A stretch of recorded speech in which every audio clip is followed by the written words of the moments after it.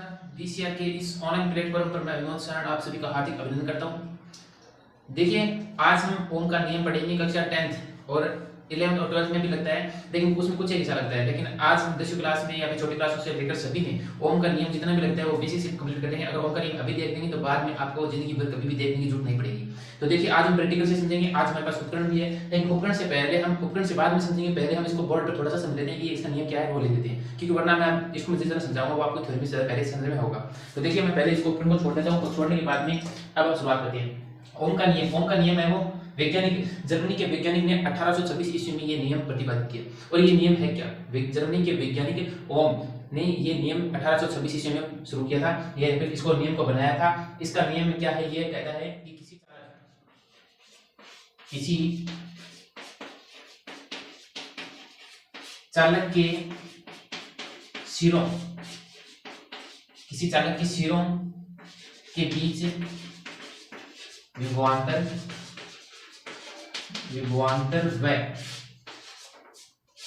व धारा में संबंध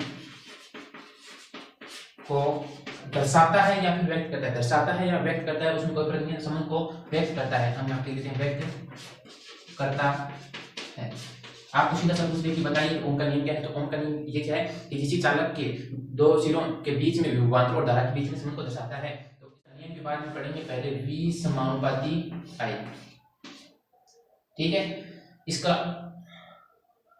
चलो इसमें से जैसे जैसे हम विभवांतर का मान बढ़ता जाएंगे वो तो बाद में लिखेंगे। तो इसमें से क्या हो गया, V बराबर में RI।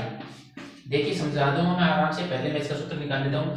V यहाँ पे विभवांतर है, I यहाँ पे धारा है। यहाँ पे लिखेंगे जहां V बराबर है विभवांतर और I यहाँ पे है धारा। कौन सी धारा है? विद्युत धारा है।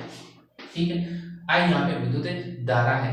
अब जैसे जैसे हम V का मान बढ़ाएंगे वैसे वैसे धारा का मान बढ़ता जाएगा, वो हम प्रैक्टिकल से समझेंगे। और इसमें मुख्य रूप से है क्या, बस R बराबर में R का I इसके इस साइड भेजेंगे, इसके बाद में चला जाएगा। तो ये हो गया हमारे पास सूत्र। और यहाँ से मात्रा की बात करें तो R बराबर में वोल्ट, V का विभवांतर क्या है वोल्ट, और नीचे धारा का क्या है एम्पियर या ओम, जिसे हम इस प्रतीक से दर्शाते हैं। तो आपको पूछ लिया R यहाँ पे प्रतिरोध है, R यहाँ पे प्रतिरोध है। चलो यहाँ पे लिख देते हैं R बराबर में प्रतिरोध। अब इसकी बाद जो नियम की परिभाषा है वो बाद में लिखेंगे, पहले इसको थोड़ा सा समझ लेते हैं और इसको ग्राफ भी समझाएंगे, बिल्कुल चित्र भी, वो भी साथ में बताते जाएंगे। तो यहाँ पे देखिए ये ओम का नियम क्या है। ओम का नियम कहता है कि अगर किसी चालक मतलब कोई भी धार्मिक साधन है, या फिर इन्वर्टर ले लो या फिर बैंड ले लो या फिर लाइट भी ले लो, तो दो तार के बीच में जहाँ तार है, तार के बीच में 8 इंच लेगी, इंच के बीच में, ठीक है, ले लियो। और पिंग मैन की एक कंडीशन रहनी चाहिए कि ताप है वो नियंत्रण होना चाहिए, ताप ऊपर नीचे नहीं होना चाहिए। ताप, दाब और क्षेत्रफल पिंग मैन कोई परिवर्तन न करके अगर आप V विभवांतर को मान बढ़ावा तो पिंग सागे सागे के होगा, धारा को मान भी के होगा बढ़ेगा। वो क्या बढ़ेगा वो देखो, था मैं दिखाऊं।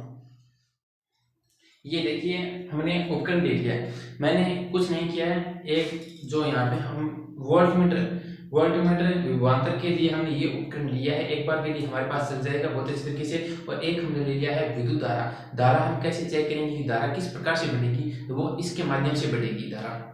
अभी मैंने वहां से प्लग के अंदर डाल दिया और लाइट भी ऑन कर दी है। इसमें अभी सभी में धारा है। धारा कहाँ तक है? यहाँ तक धारा है। इस जो बटन लग रहा है आपको दिख रहा है, इसके अंदर तक धारा है।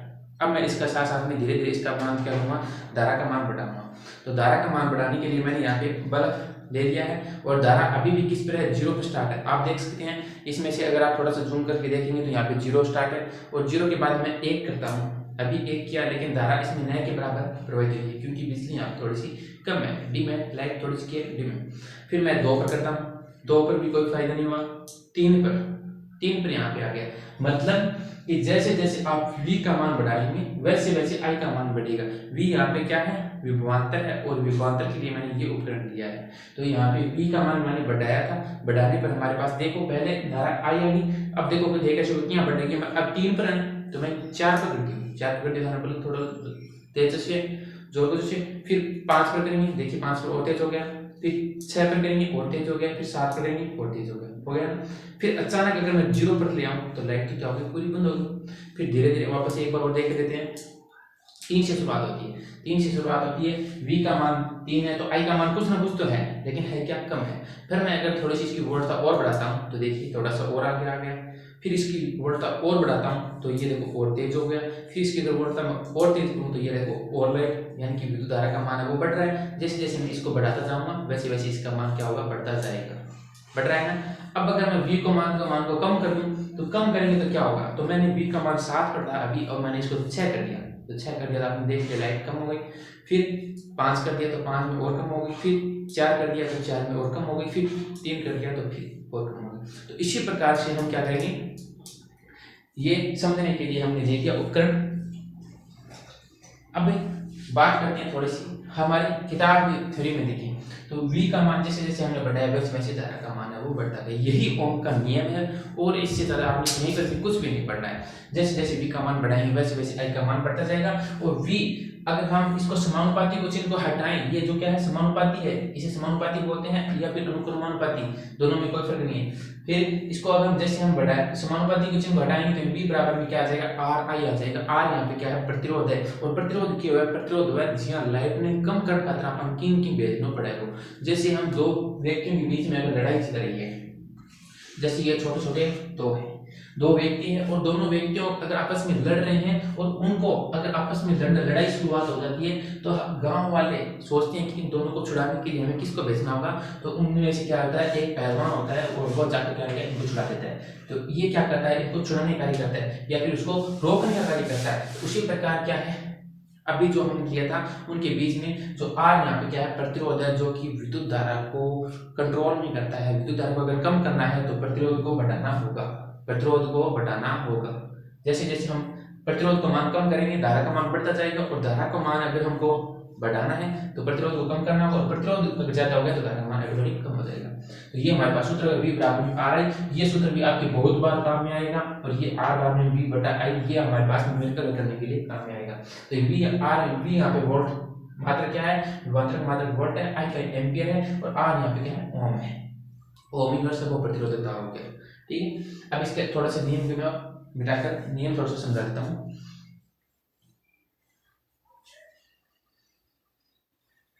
ये जो अभी हमने थ्योरी टाइप में देखा है, इसके नीचे है ना आपको, अथवा हम इसकी परिभाषा लिख सकते हैं। ओम की नियम है ना, दूसरी परिभाषा है वो लिखा देंगे। तो आप अगर नोट करना चाहते तो इतना उतार सकते हैं कि पार्ट 2 है, ये पार्ट 2 है। पार्ट 2 में हमने इतना पढ़ लिया है।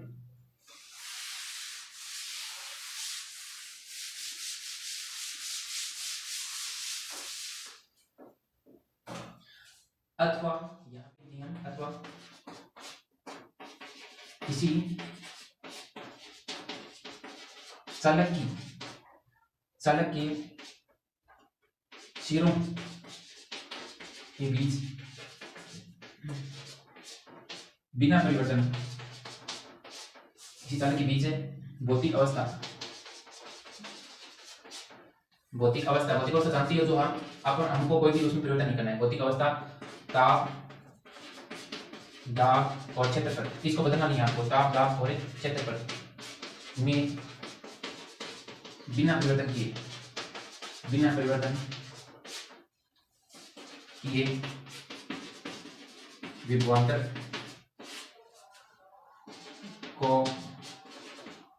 विभवांतर का मान बढ़ाने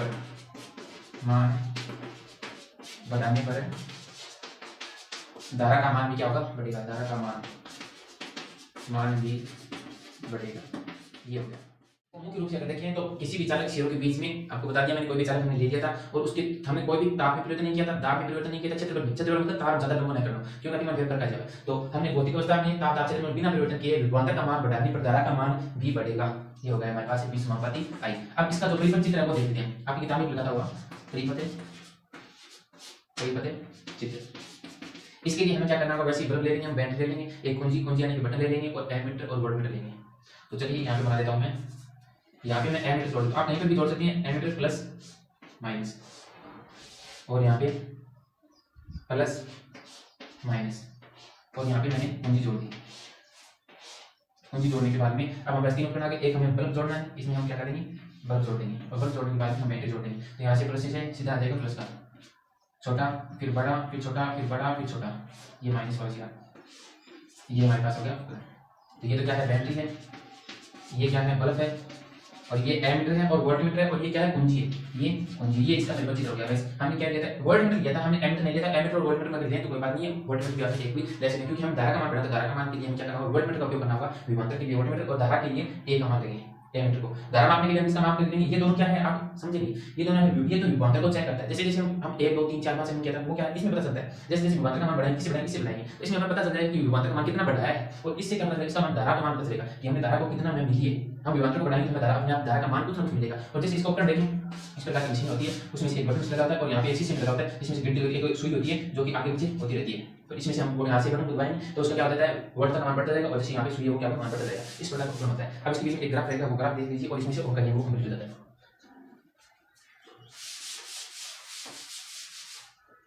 इसका ग्राफ की बात करें तो बस इधर सिंपल सा ग्राफ है, कुछ नहीं लेना, एक साइड में हम क्या लेना है, विभवांतर लेना है, यहाँ पे क्या लेंगे, विभवांतर, विभवांतर जिसे हम V से दर्शाएंगे, और इस साइड में धारा लेंगे, धारा आई, और इसका ग्राफ होता है वो एकदम स्ट्रेट कॉन्स्टेंट होता है, सीधा नियत होता है, सीधी रेखा होती है, और यहाँ पे हम अगर बिंदु दिखाना चाहें तो दिखा सकते हैं।